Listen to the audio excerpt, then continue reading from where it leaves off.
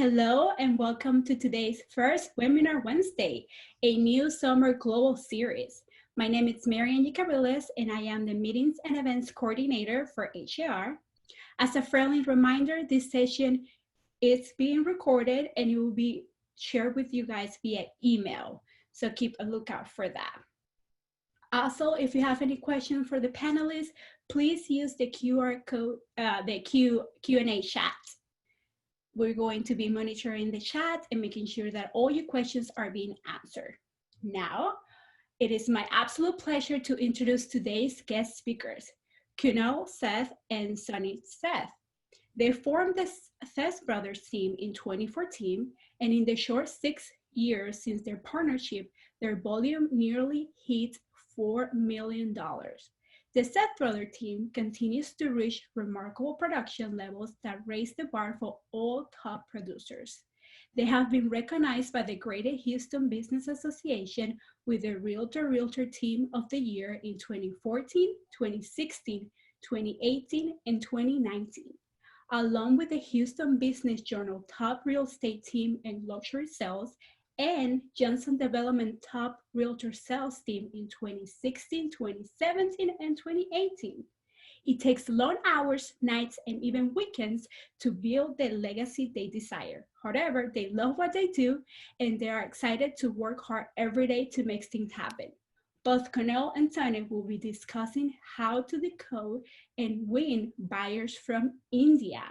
Thank you both so much for being here. We're very excited about this topic. I'm gonna stop sharing and go ahead, take it away. Hey, good afternoon, everyone. Samantha and I are excited to be on this panel today to share with you our knowledge, expertise about how to work effectively with cultural buyers, especially with buyers who are from Southeast Asia, India, Pakistan, those countries. So most of the stuff that we're gonna talk about today applies to a lot of buyers. But if you further break it down, it applies to a lot of international buyers and buyers from Southeast Asia.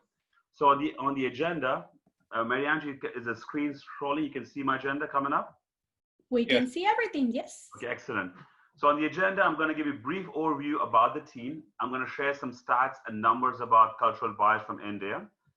Then what we're going to do is we're going to talk about a little bit overview about India, how to decode cultural buyers, how to win them, and of course, Q&A. So as questions come up, please put them in the chat box. We'll moderate them and answer them right when we go through the training or towards the end of it. So first I want to share with you some good news. The good news is that you guys are not the guinea pigs. We've done this training many, many times. A few years back, we did a REMAX conference in the area. We also trained several builders, not just in Houston, in all of America, in H1B Brothers.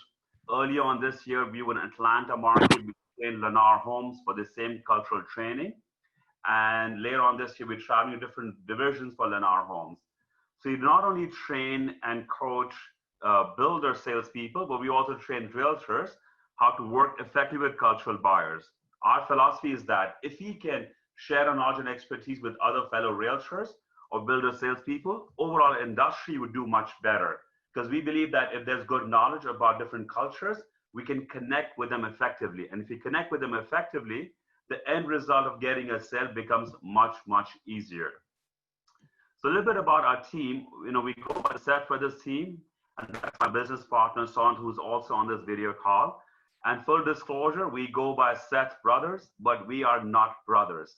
Son is actually my brother-in-law. He's married to my sister. And just by chance, just by coincidence, we have the same last name. Son has been in this business for almost 22 years. He was based in Boston, and he moved to Houston about 7-8 years back. I come from corporate America. I worked for a consulting company, Deloitte, worked for oil and gas company. In 2014, I left corporate America, so I've been real estate full time. Originally, I'm from India, so I understand the Indian culture really well. And about 5-6 years back, one of our builder partners reached out to us and said, hey guys, can you train our team how to work with cultural buyers? And that's when we came up with this cultural training program. So for our team, last year we did about 86 million, but I would say, if not more, at least 75% of our business was with cultural buyers, especially buyers from India and Southeast Asia. So we not only train people how to work with them effectively, but we actually have it down to the science, but we know actually how to work with them, communicate with them effectively, and in the end, win the trust to earn their business. So first, what you want to do is kind of bring it up as to why we're here today, why we're focusing on cultural buyers who are from India, because India, Houston is considered a melting pot. We have all the different cultures, different people from different ethnic backgrounds, but there's a reason why we're focusing on buyers who are from India. So we pulled some stats and numbers from HAR. So if you want to talk a little bit about these numbers and stats? Yes, absolutely. So as part of this program, Kunal and I did go back and look at some numbers and kind of get a better picture of what's happening with buyers coming from India. So as you can see, there was an HAR publication back in 2017, which talked about how buyers from India purchased over $6 billion of US residential real estate in 2016 and was about 6% of the total volume of sales. And then from 2015 to 2016, Texas had the highest share of home buyers from India, 20%, with California a close second at 17%. So a lot of buyers are moving into this area, and that's where Texas has seen a lot of growth. And when the buyers come in, where are they looking to purchase? Well, as you can see, 67% is suburban, 23% urban, and then some other areas. What is Houston known for? Lots of suburbs, lots of master planned communities, with amenities, and that's where a lot of these buyers are moving to when they come from India. Excellent. So next, what we have, we also looked at the population distribution when these people from other countries, when they move to India. Correct. So the next stat is called foreign-born population by country. So what this means is people who are born in another country and now live in the US. So if you look at it, in 2010, India had about 1.78 million people in the US who were initially born in India. And then in 2017, that same population was over 2.6 million. So it had an $830,000 increase, almost 46% from 2010 to 2017. That was the largest jump in total numbers of all the immigrant classes. Of course, Mexico has a big population here, China, there's some other countries as well, but you can see that India has had significant growth in the US over the last 10 years. And this was from 2017. That number is well over 3 million now. On this slide, we're talking about the distribution of buyers when they move to US. Correct. So the overall Indian population distribution is kind of divided into three main areas. It's on the East Coast, West Coast, and Texas. Okay, so California does have the overall highest share at 19%, kind of that New Jersey area 11%, and Texas 9%. But this is overall. As we showed earlier, Texas has been gaining a lot, and this is because of job opportunities, companies that are moving here, thus a lot of population is moving here as well.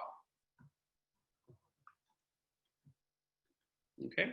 Another reason, H1B visas. So for people who are not familiar with an H1B visa, the H1B visa is a non-immigrant visa that allows companies to employ foreign workers in specialty occupations such as engineering, medicine, science. India actually has the highest recipient of H1B visas. 70% of all the H1B visas worldwide are coming from one country. That's an amazing stat, which tells you that people are coming here with good job skills. Educational and professional attainment. So this is another thing we looked at. So in 2013, 76% of the Indian immigrant had a bachelor's degree or higher. If you compare that to other immigrant classes, 28%, and native-born households in the US, 30%. So they're coming in with much higher education. And of that group, 50% had a graduate or professional degree or along with the bachelor's. Median income. Obviously, this is important when people are looking to purchase a home. They have much higher incomes compared to the other total and foreign-born populations. In 2013, the median income of an Indian household was $103,000.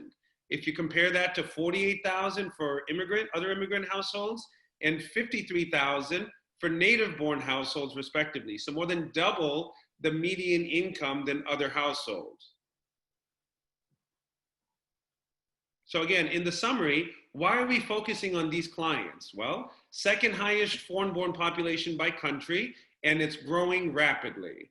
They're coming in with a lot of H1B visas, so they have good jobs when they come to the US. They have much higher educational, bachelor's degree or higher than other groups. And they also have much higher incomes compared to other foreign-born and native-born populations. And another thing to keep in mind with these clients, they also prefer new construction homes versus resale homes. You know, a lot of our clients, when they come here and we meet with them, we ask them, okay, you're looking for a home in this area, that area. Are you open to resale homes as well? They say yes, as long as it's not too old. And we ask them, well, what's too old? And they say not more than 2 or 3 years old, right? So they also have a higher focus on new construction homes because they tend to be more risk averse and they prefer to have something that's under warranty and know that they won't have to deal with issues.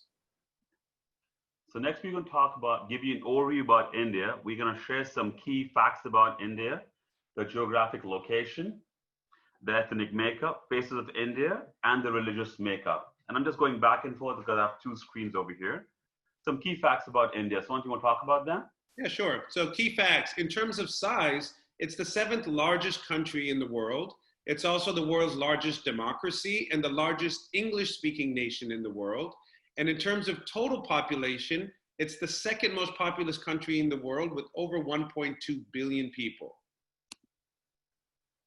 So geographic location, India is actually located in Asia. A lot of people have the misconception that if you're dealing with someone from Asia, you think they're from China or Vietnam, but India is also part of Asia. And the location of India is at the other end of the world. So if it's about 12:15 in the afternoon, it's almost about 11:30 to 12 p.m. in India. And location-wise, if you look at this map, this is about 70 plus million years back. A big land mass of India was way south in the Indian Ocean. And over all these years, the land mass drifted north and hit the Asia continent. Now, you guys may know of the Mount Everest and Himalayas. They're right over here where you see the country called Nepal. So even today, this land mass is drifting north and making the mountains taller and taller. Now, we are all in sales over here as realtors, and the question would be, how is that of any relevance? What happened in the Asia continent 70 million years back?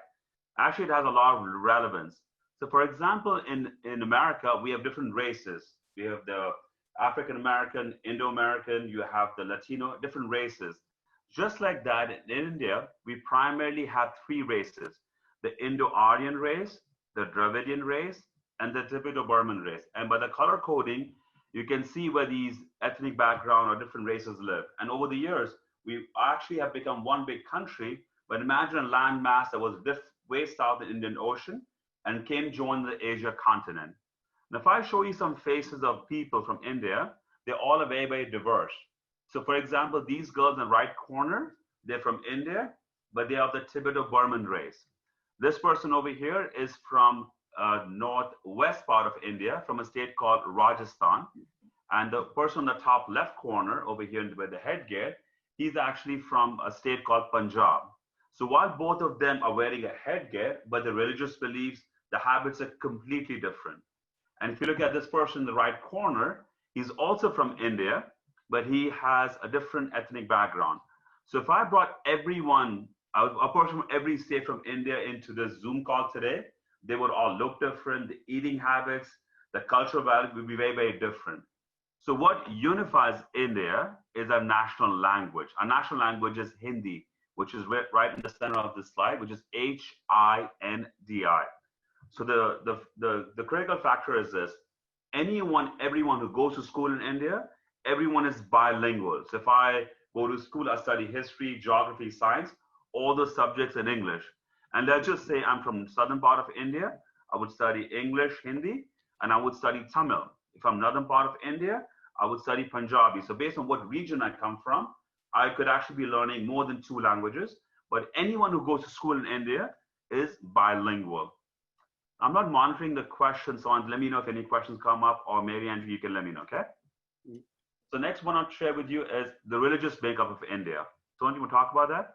Sure. So India is a very diverse country.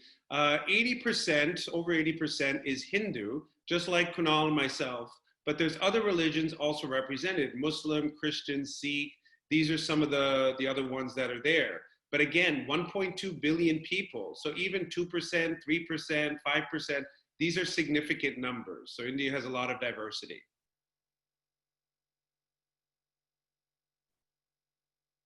Next, what we're going to do is decode for you how to work with cultural bias from India. We're going to talk about body language. We're going to talk about naming conventions and communication styles. The first one of body language. You guys know what I'm talking about. I know it's not interactive, but I cannot hear you, but you guys may have seen, the concept of Indian head bob. You may have seen people bobbing left to right, but when I actually do it, you probably get more sense of it. So you may have seen Indians, bob the head, go left to right, and it's confusing for you. Are they saying a yes or are they saying a no? So let's decode it for you. When people are head bobbing, you're from India, that does not mean that they're saying a no. It also does not mean that they're saying a yes.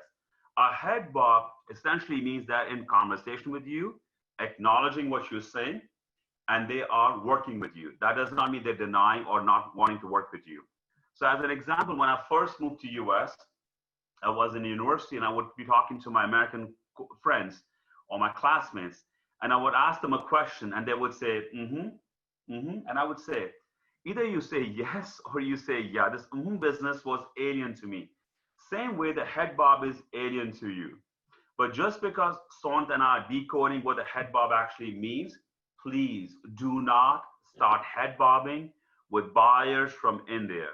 You're not going to earn any brownie points. In fact, you're going to offend them. So head bob basically means they're in conversation with you. Does not necessarily mean they're agreeing or disagreeing with you, but that's the body language they use to communicate. So someone asked a question: is it a good thing that they are head bobbing?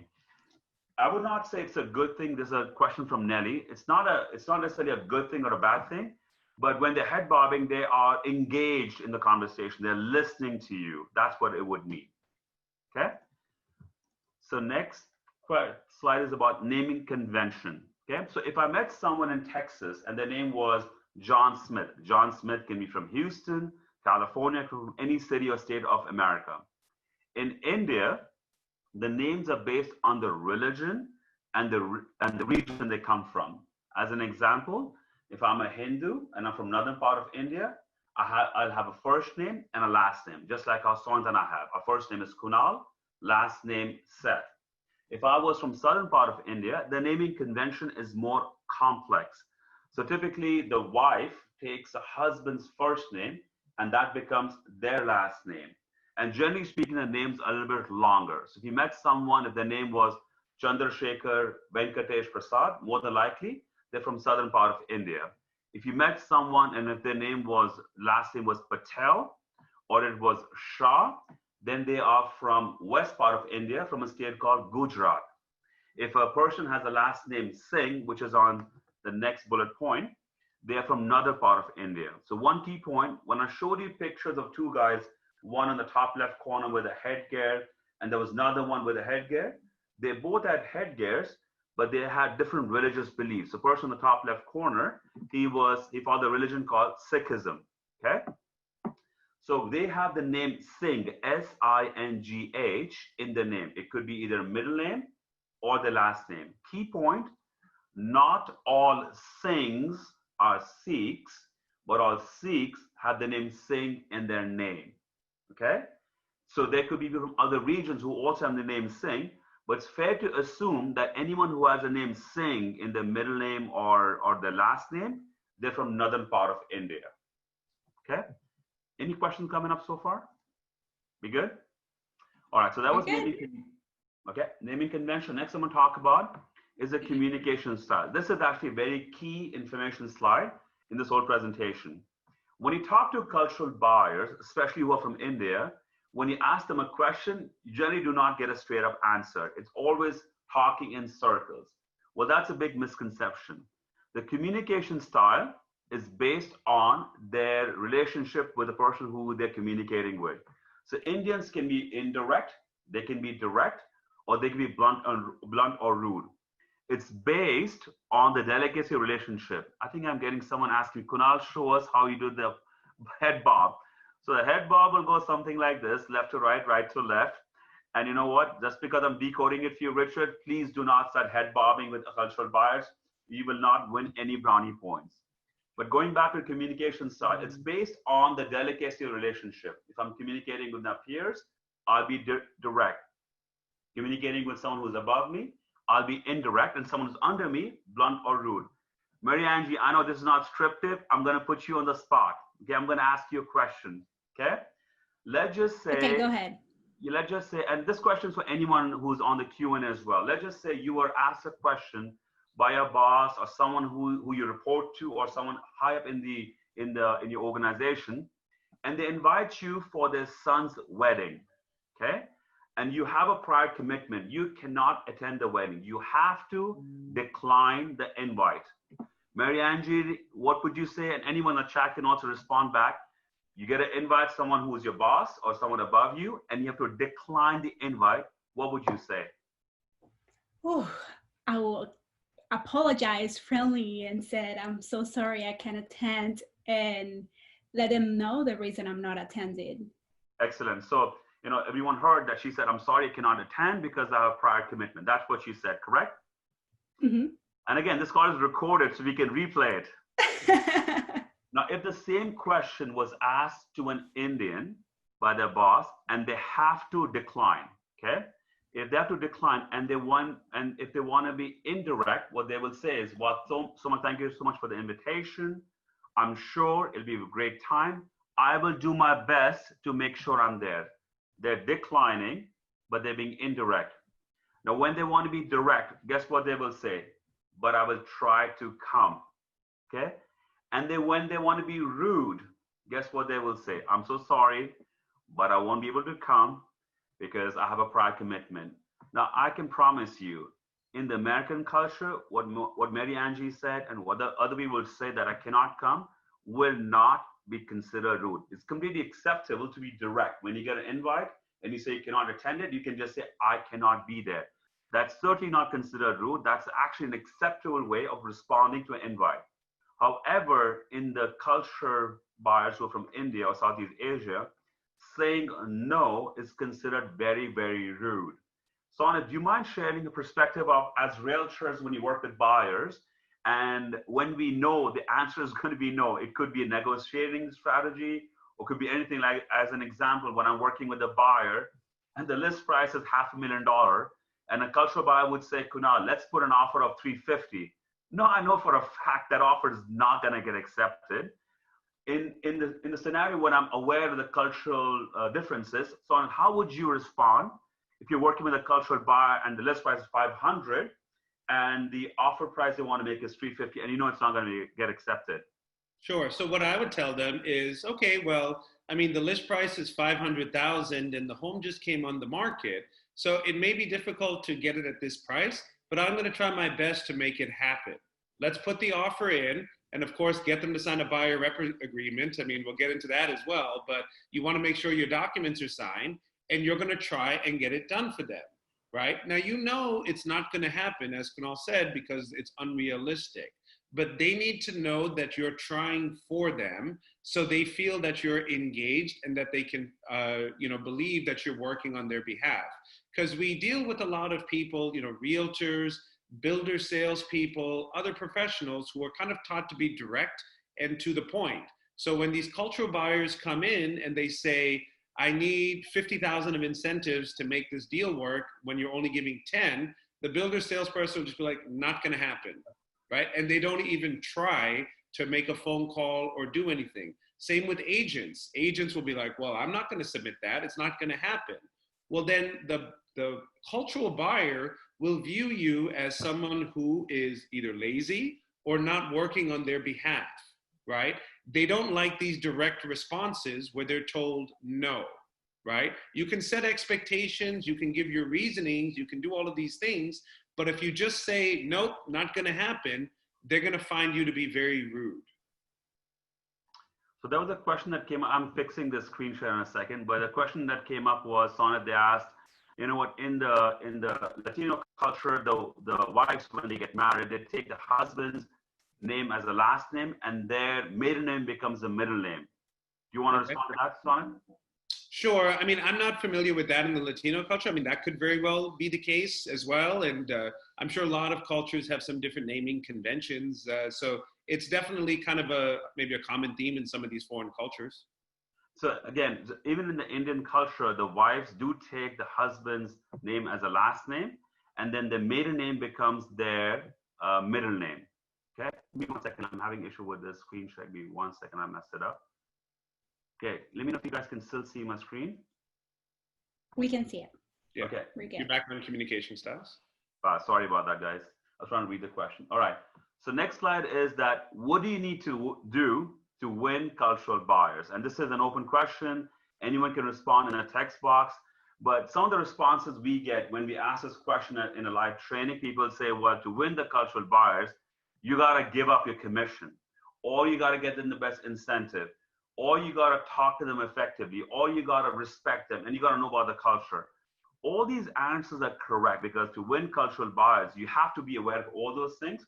But the one thing that Sonat and I believe, which is the strongest skill set that you got to have to win the cultural buyers, is on the next slide. Okay. So if I show this circle to you, it does not mean a whole lot. But let me pop in a picture in that circle. What do you guys see in there? Does that ring a bell? Well, there's a movie called Meet the Fockers, right? And what are they doing? They're doing a lie detector test. So the main thing that you want to do to win cultural buyers is to win their trust. Because once you win their trust, you not only win their business, their friends' business, but they become advocates for you. The challenge is this: when you start working with cultural buyers, you sit way outside the circle of trust, right? Your objective is to get in the circle of trust with these cultural buyers. And once you get in, that partnership is for life. And like I said, they become advocates for you, whether it's prospecting clients who are the neighbors, friends, or even family members. So the most important thing that you got to learn to win cultural buyers is to win their trust. And this training is all about that, how you can win their trust. Okay. So in this slide, we're going to talk about how do you win Indian buyers. We're going to talk about three things. We're going to talk about their religious beliefs. We're going to talk about their cultural values, and then their buying habits. So on the religious beliefs, have you guys heard, I'm sure it's not interactive, I'm sorry, I keep thinking it is, about the term called Feng Shui. Now, Feng Shui is the science of building homes, which is for buyers who are from China. In India, there's something called as Vaastu compliance, which is V-A-S-T-U. Science of building homes, which is called Vaastu, is very, very complex. It's a point system that tells you where should the front door be, where should the bedroom be, the location of the cooktop, the prayer room, the study room, where the bedroom is, where should the headboard be positioned, all of those things. Very, very complex. So most of the buyers who come to US and they want to buy a home, more than likely they have their parents or in-laws who are still back in India, and they tell them, hey, when you buy a home, make sure it's Vaastu compliant. So most of these requests come from the parents or in-laws or priests who are still back in India.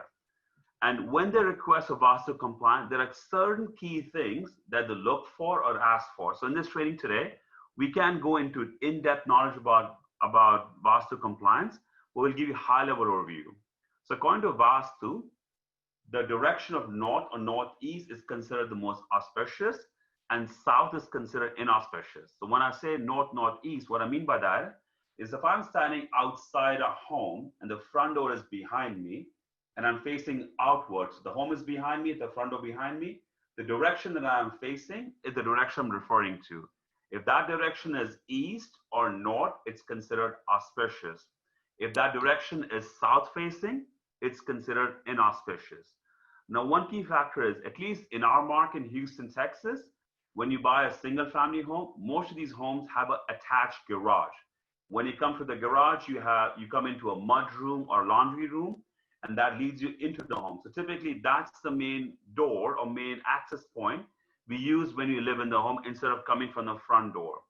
So last few years, we've helped hundreds and hundreds of cultural buyers who believe in Vaastu compliance. And sometimes when you're working on a deal and the resale home or inventory home is south facing, but the side door which comes from the garage is north or east facing, we tell our clients, and I know you believe in Vaastu compliance, but the main access point to your home is going to be this door from the garage, which leads into the laundry room or the mud room, and you're going to use that 90% of the time. Why don't you go back to your priest, your in-laws, the parents, and tell them that the main access point of the home is north or east facing. And I can tell you this, we have converted several clients just by having this strategy, that it's not the direction that the home faces, it's the direction the front door faces.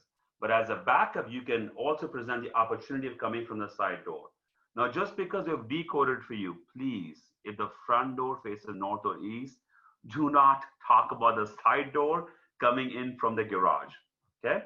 Now, to further tell you more details about Vaastu compliance, if a buyer was building a home site on a new construction sale, generally speaking, they want a lot which is rectangular in shape, a regular shape lot, let's say 60 feet in the front, 60 feet at the back, 100 feet on either side. If it is an irregular shaped lot, the most preferred lot size or dimension is a cul-de-sac lot. A cul-de-sac lot, as you can see in this picture, is narrow in the front and wide at the back. So in the Indian culture, in the Hindu religion, cows are considered holy. That's your cheat sheet. Cows are considered holy. A cow's mouth is narrow in the front, wide at the back. A lot that mimics a cow's mouth is considered auspicious, okay? Now, if I flip that over, if the lot was wide in the front and narrow at the back, that mimics a lion's mouth. So the key word that you're reading over here, Gau Mukhi, Gau means cow, Mukhi means mouth. Sher means lion, and Mukhi means mouth. So I'm not expecting realtors to remember these terms, Gau Mukhi, lion's mouth, or cow's mouth. But what you got to keep in mind is this science of Vaastu is very, very complex. While you can do all your research, know all about it, what we do is when we meet with a client, we don't necessarily assume that they would want a Vaastu compliant home. So key factors is not all Indians believe in Vaastu compliance. Indians who are Hindus believe in Vaastu compliance. And generally speaking, people who are Hindus and from southern part of India believe in Vaastu compliance more than the other ones. So when we work with a client, by their name, we can tell, are they Hindu, are they Christian, or are they Muslim, and what region they come from. We do not ask them, do you need a home that's Vaastu compliant? What we ask them is, do you need the home to face a specific direction? And if they say yes, then the follow-up question we ask is, do you need the home to face north or east? And if they say yes, I want the home to be north facing, then we say, okay, so you need the home to be Vaastu compliant. And once they say yes, then we ask the question, is there anything else you want in the home to be Vaastu compliant? And we let them tell us what else is important to them. Because if I just open up my box of knowledge of all the Vaastu compliance, trust me, they will have to build a custom home, a production home or resale home will not work for them. Any questions that are coming up, or should I move on, Sonia, the Mary Angie? I do have a question right here from Luisa. She says, so in your opinion, are there certain builders that are more attractive to Indian buyers because of this? So in your opinion, okay, I'm reading that now.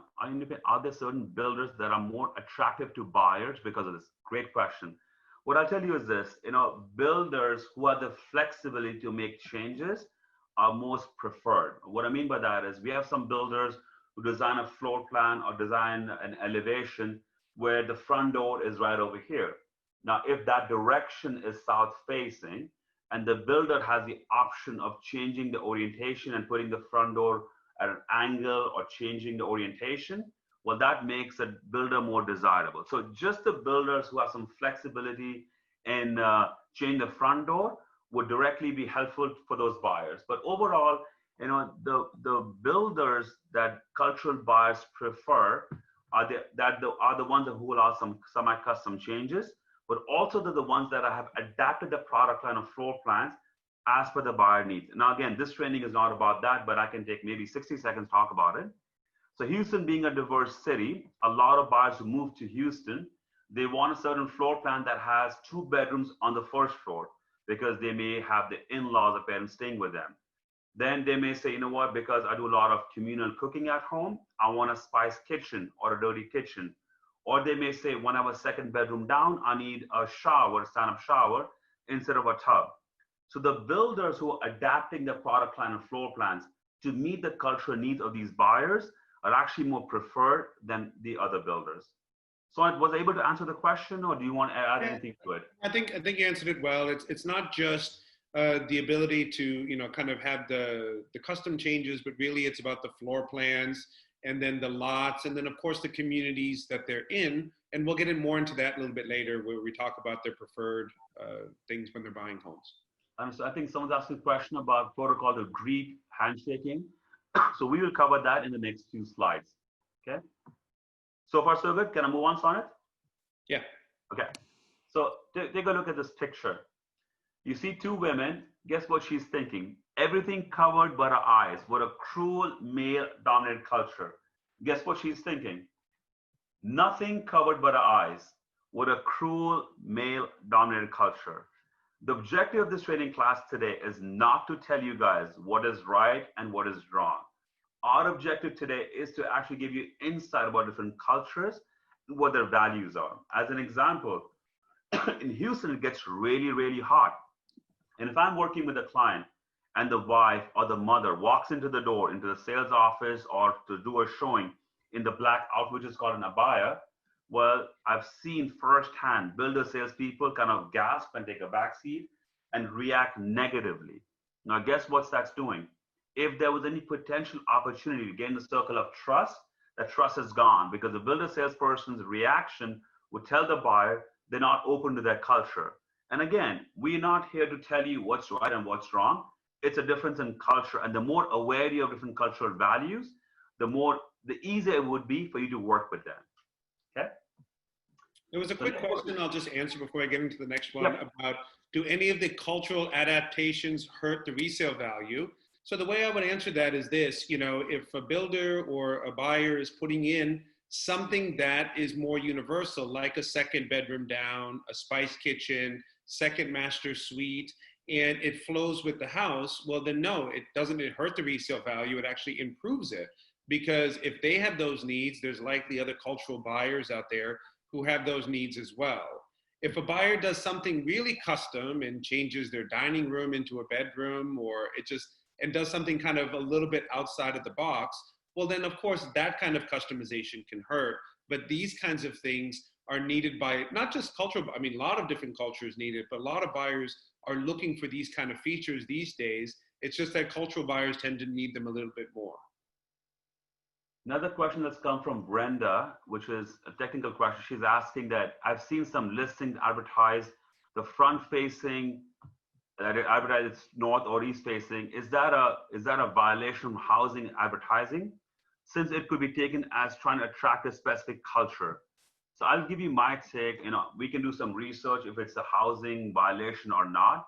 The way I look at this is I'm advertising a feature of a home that may be relevant to a specific buyer. I'm not advertising that I'm saying this home is north or east facing, and the seller will only sell the home to a specific ethnic background of a person. So if I can say the home has lake in the backyard, that's a selling feature. If in a community I'm attracting a lot of international buyers, for me to say this home is north or east facing, I believe it should not be a housing violation, but I'm giving based on my experience. So any insight on that? Yeah, same thing. It's not that, we're putting it out there so people are aware of it, but people also look at directions of homes. For instance, people want north-facing homes so they don't have the sun in the backyard at the end of the day, right? So that's one thing, so we kind of look at it that we're just kind of stating facts, but not limiting the home to only be sold to certain people or cultures or anything like that. So that's the way we look at it. But that's a great question. That's something worth looking into. We'll take a look at that. All right. Can I move on? Okay. The next step, we're going to talk about cultural values. That what are the cultural values that are important to cultural buyers from India? The first one is risk averse. Don't you want to talk about that? Yeah, absolutely. So cultural buyers tend to be a bit more risk averse when they're looking at homes. They'd rather buy the smaller home in the more established neighborhood with good schools that's considered safe versus the larger home in kind of the up and coming area or the transitional area that's not as well established. So they tend to be more risk averse with the purchase. One-upsmanship. So this happens a lot in the culture. So what will happen is, and this happens a lot, especially with new construction, where a buyer will go get a deal from a builder. Then he'll tell his buddy that they gave me 20,000 off. The buddy will go in, try to get 30,000 off. Then the next guy after that will try to get 40. And they keep trying to one-upsmanship each other. Like even with realtors, how much money did your realtor give back? I got 1%. Well, he gave me 1.5%. He gave me 2%. I mean, this is something that people discuss and almost use as bragging rights, so one-upsmanship happens a lot in this culture, so you need to be aware of it. I'll give you an actual example. Before I moved to US, I was 19, 20-year-old. One of my very good friends who was based in US, she came to India with her boyfriend, and he was an American boyfriend, and he had just got a job. And when I met him for the first time, I asked him, hey, John, you just got a job. So how much money are you making? He looked at me as I was crazy. And I kept asking him, come on, John, tell me how much money you're making. How much money are you making? Till I got my answer. Now, in India, how much money we make is not considered personal. We talk about that not just to close friends, not just to friends, but to strangers. So that's the mindset we come with. How much incentive we got from the builder or what interest rate we got from the lender, that's not considered personal. In fact, buyers use that as a one-upsmanship strategy. So what did you get with the lender? What actually got even more than you because they want to outdo the other person. So there's some question, how do you handle one-upsmanship without hurting the industry?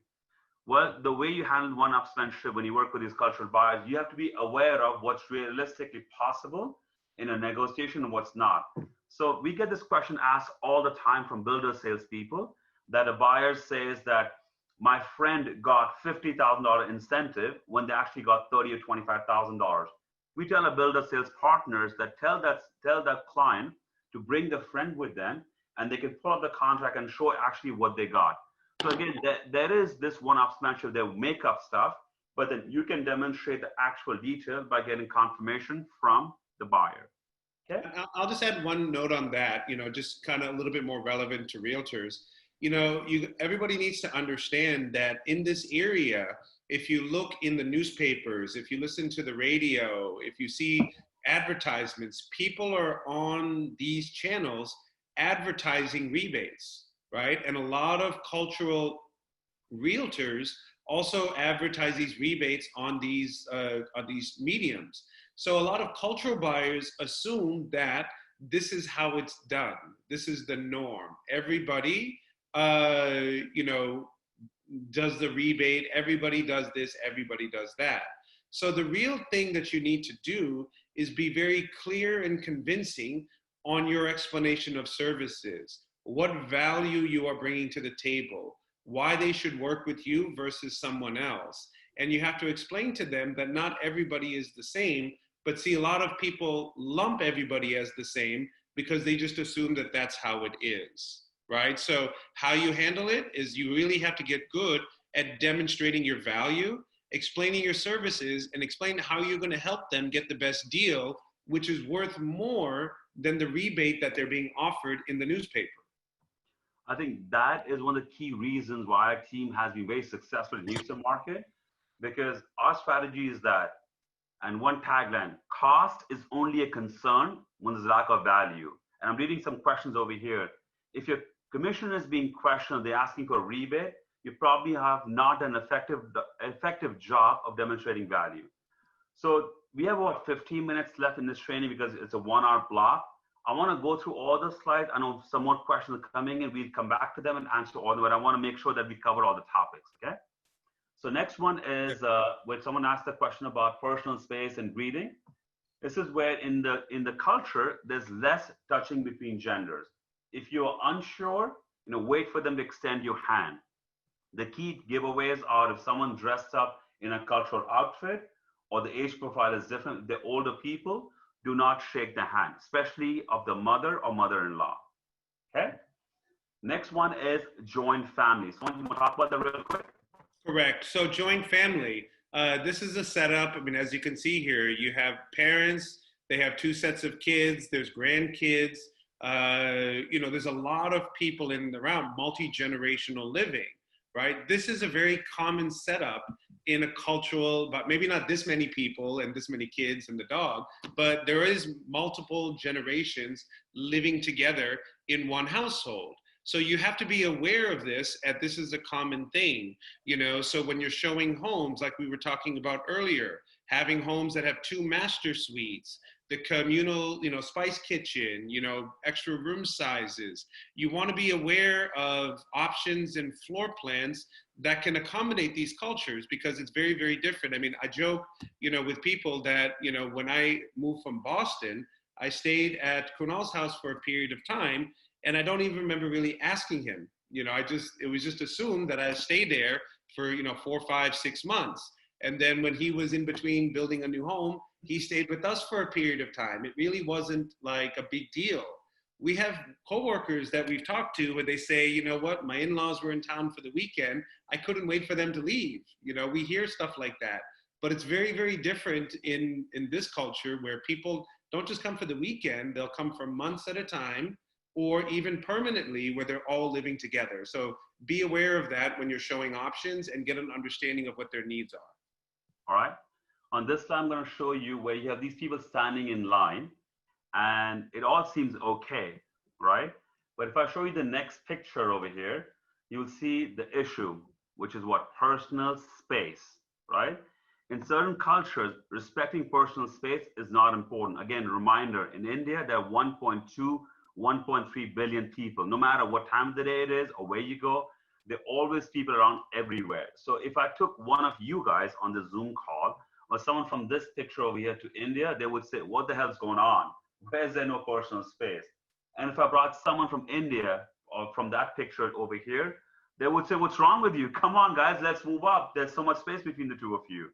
So the key thing is, when you interact with cultural buyers from Southeast Asia, they probably have not adapted themselves to the American culture, and they may invade your personal space. It is absolutely okay for you to step back and create the personal space. Just because they're from India or Southeast Asia does not mean that gives them the right to invade your personal space, okay? I'm gonna fly through the next few slides. I have a few more questions coming up. Gunjan has asked a question, but I'll get to it in a second, okay? That was personal space. Now we talk about the buying habits. They're budget oriented. Someone, do you want to talk about that? Sure, they're more budget oriented in their purchase. They may be approved for 500,000 purchase, but their budget is 350. You have to understand their budget. Whereas we have other clients where they're pre-approved for 500,000. Guess what? They're spending 500,000, or maybe even more sometimes. It's just a different mindset. They tend to be more budget oriented. They're enormously value conscious. So cosmetic bells and whistles, although are appreciated, that's not really going to move the needle for them. Like, you may show a house that has a really decked out media room and all this cool stuff, but if it's not in the right neighborhood for school zoning that the buyers want, or if it's you know, an older home or whatever it may be, those are things that are more important to the buyer than cosmetic bells and whistles. So be aware of that. They're very informed buyers. They're going to do a lot of research before making a large investment. And if you get a delayed response from them, it's probably because they're time researching. They're going to, you know, go online. They're going to go talk to friends. They're going to even knock on doors in the community. We've had that happen. Well, they just knock on random people's doors and ask them about it. So understand that research is a big part of their decision-making process. So the way that you can really help them is become a partner in their research, understanding what is important for them. Schools are most important. Okay, I just went and got the website. Here's all the schools zoned to this community. Here's the rankings. What else is important for you? Oh, you want to be close to churches or the highway or this? Well, here's the information on those. Here's what's nearby, right? Whatever is important for them, you become the partner in the research, because as we know, a lot of stuff online can sometimes be incorrect. School zoning can be listed incorrectly if it's not mapped properly. There could be rezoning. So you need to be the #1 source of information to make sure it is done accurately, and that'll help them get to the finish line faster. Excellent, thanks, Sonia. Next one is buying habits. We all know cultural buyers, they love to negotiate. It does not matter what deal you're doing with them, they want to negotiate everything. So you got to understand the cultural difference between American culture and the Indian culture. So in India, most of the businesses are mom and pop run. Now, if I went to a McDonald's or Burger King or Pizza Hut or TGIF in India, the menu price is non-negotiable. But if I go to a grocery store, a pharmacy, then everything is negotiable. In fact, what they do is, if the base price of the product is $10, they will list the price as $15. They know when you come in, you are going to be negotiating the price. They'll give you 10% off, 20% off, or 30% off. They will still sell over the market value at $10.50 or $11. But you would think, oh, it was listed at $15, and I got myself a deal and bought for $11. And if I give an example, what you see on the slide next is a used car salesperson. And if I took a poll right now and asked everyone on the Zoom call that how many of you guys have ever bought a car at a car dealership? And if let's just say 100 of you say yes, I can promise you there could be one sucker on the Zoom call, but I'm sure nobody ever pays sticker price at a car dealership. We know as a buyer that when you go to a dealership, you got to negotiate the price. The salesperson also knows when you come in, you are going to be negotiating. And imagine that concept applies to anything and everything you buy in India. So including homes, shoes, cars, all of those things. So the question comes in, which is the question that's come up in this training, is that even our commission gets questioned. That I want to get rebate on the commission. We'll talk about in the end in the Q&A, but I want you to understand it's part of the culture to ask for a discount. So on this slide, I'm going to recap the whole training today. We talked about how do you win cultural buyers, Indian buyers. You have to get in this circle of trust. What are some of the cultural values? They're risk averse. They have one-upsmanship, and they have group decision making. And then religious, I'm sorry, one second. Oh, sorry, I skipped, I went wrong. Religious belief, we talk about Vaastu compliance. Then cultural values, we talk about risk averse, one-upsmanship, group decision making. Buying habits, we talked about their budget oriented, love to negotiate, and they're very informed buyers. This is a summary slide of everything. Normally, we do this training in 2 to 2.5 hours because we get a lot of Q&A. So I reserved last 10 minutes to answer a question. So I'm going to go in and read all the questions that have come up, okay? And if new things come up, you can type in the chat box. A question we got from Gunjan is that what is the way to negotiate on commission? I have lots of clients. If you don't negotiate, you lose them. Essentially, what he's saying is that if you work with a cultural buyer, if you don't rebate the commission, you lose those clients. Here's a simple answer, Gunjan: lose them. We have an abundance of clients in Houston, any market. The challenge is this: potentially you're not demonstrating a value as a realtor effectively, because when you don't demonstrate your value effectively, your commission is always going to be questioned.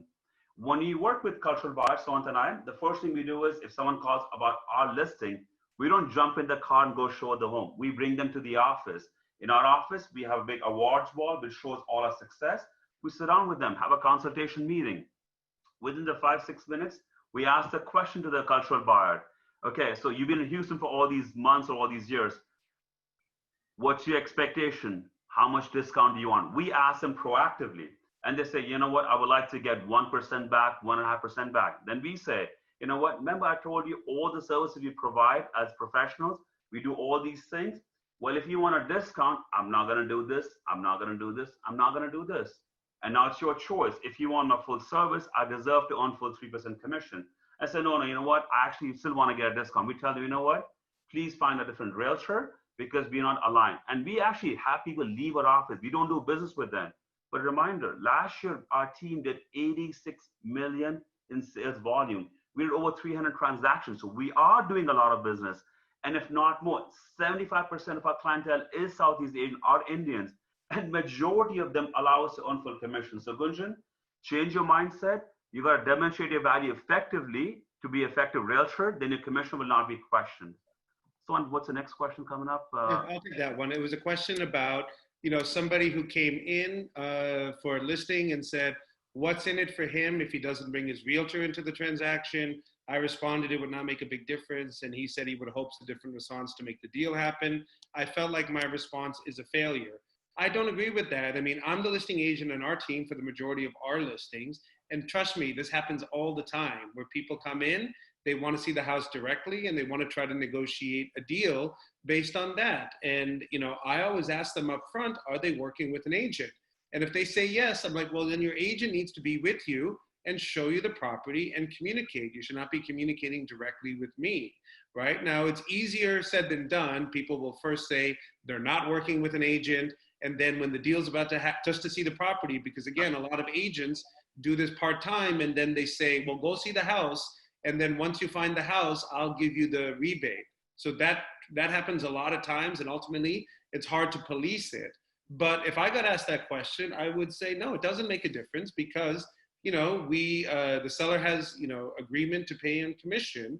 So if you have an agent, work with the agent to do the work so you're represented, right? I mean, I don't basically say it's going to be, you're going to get this much off if you come directly, because that's not necessarily the case. So it's best not to go down that route.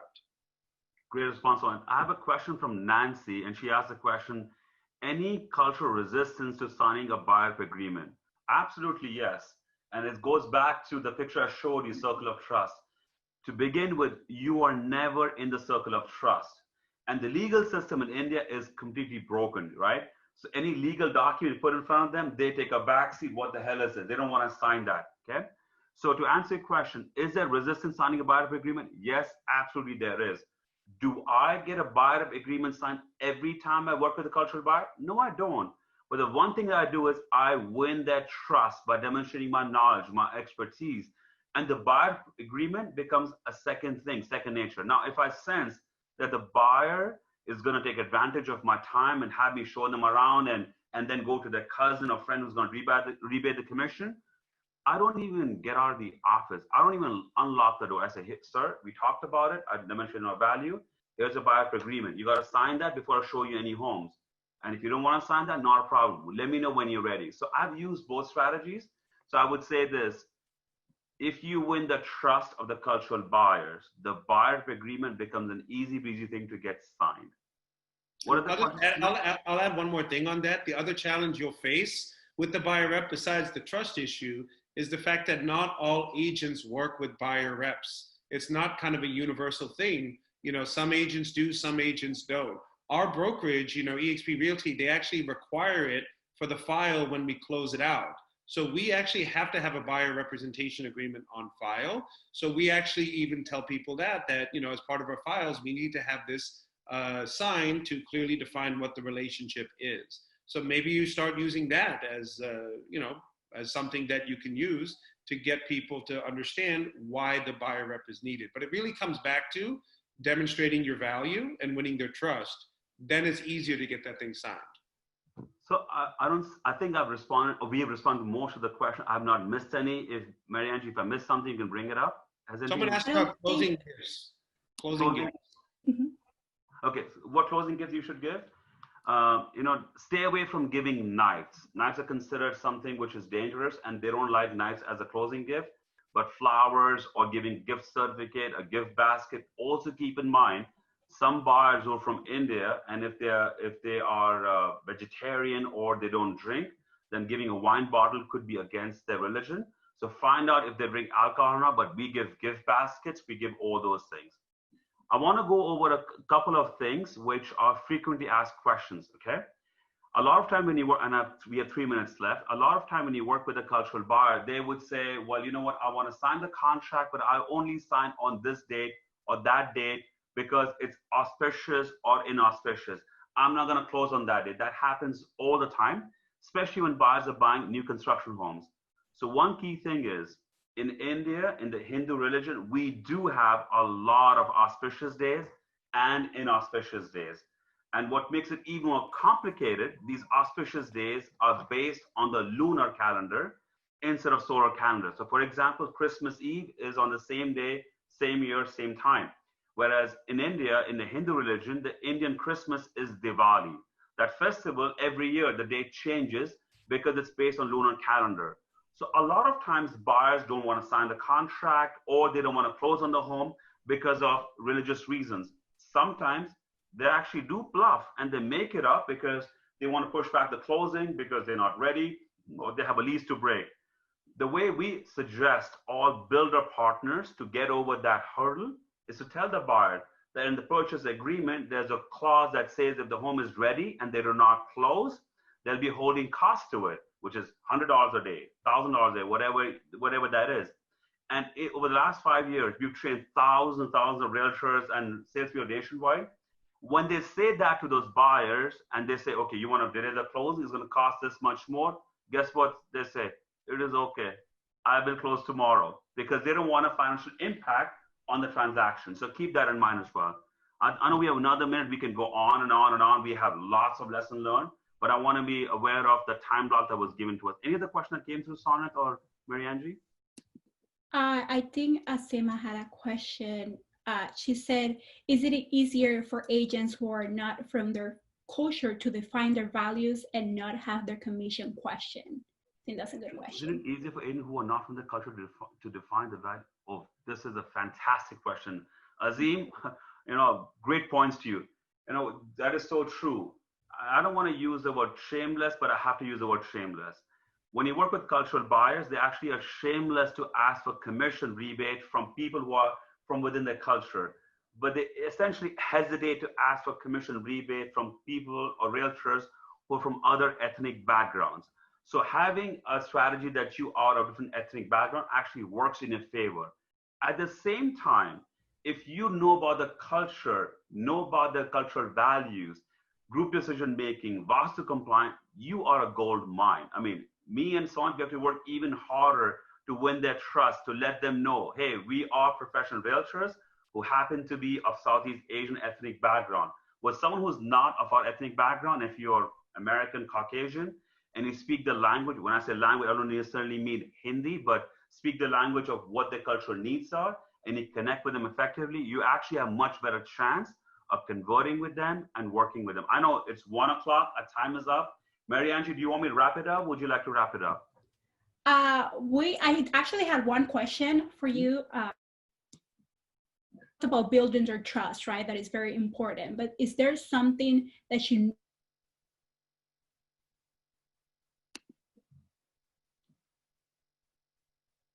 Mary Angie, your voice broke up. I didn't hear that. Your voice got cut off. Can you repeat that? So we build their trust and we want them to trust us, right? Is there something we should never do that could make that trust get broken?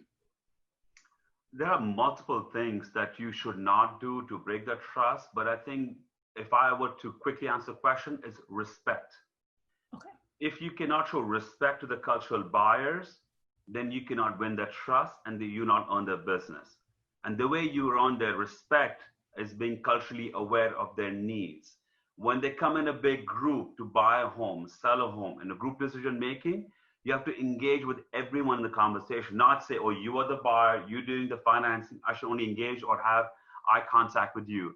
So showing respect to everyone engaged in the transaction, I think that is the key thing, in my opinion, that would help you win their trust and earn their business. Perfect. Is there anything else you guys want to add to wrap it up before I'll add one thing. So guys, while there are a lot of buyers in Houston area, like Sonnet said in the beginning of the presentation, they are well qualified, they have good income, they have good credit scores, they are well qualified, all of those things. There are a lot of challenges when you work with cultural buyers. If you can really hone on your skills, how to work with them effectively, they are a gold mine. They are a gold mine. Get to know the Indian culture or Southeast Asian culture, and when you know their specific how they work, you will have tremendous amount of success. It does not matter whether you're in Houston market, Dallas market, or anywhere in America. Thank you so much for you both to doing this. This was great. We're having great feedback for everyone. Thank you everyone for registering for today's Webinar Wednesday. A reminder that we will have the next Webinar Wednesday on July 15, and it will be all about buyers from Mexico, which is actually, it's gonna be very interesting. So if you wanna register for that, make sure to follow us on Facebook so you can get all the information. This session was recorded, so you will be able to share it with all your agents. I encourage you to share it with everyone you know, because if this was great information. And thank you so much, Seth. The Seth brothers, there are not brothers. Thank you, everyone. Yes, thank you, everyone. Thank you. Yeah, bye-bye.